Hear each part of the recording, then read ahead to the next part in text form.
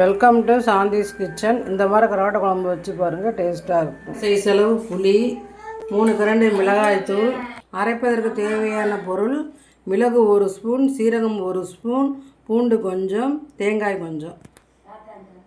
தாளிப்பதற்கு பூண்டு, கருவாடு கழுவி வச்சுருக்கேன், பாடு புளியும் மிளகாத்தூளும் கரைச்சி வச்சுருக்கேன். அதில் ஒரு தக்காளி போட்டு கரைக்க வேண்டும்.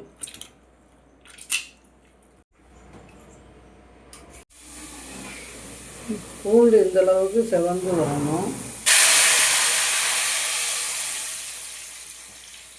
கொதித்து வரட்டும், பிறகு வந்ததுக்கப்புறம் பார்க்கலாம்.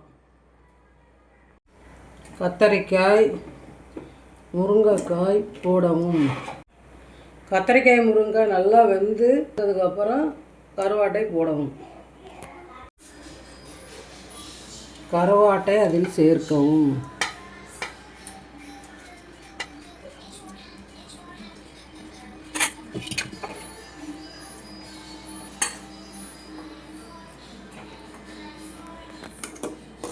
இந்த மாதிரி குழம்பு எண்ணெய் பிரிஞ்சு வந்ததும் குழம்பை இறக்கிட வேண்டியது தான்.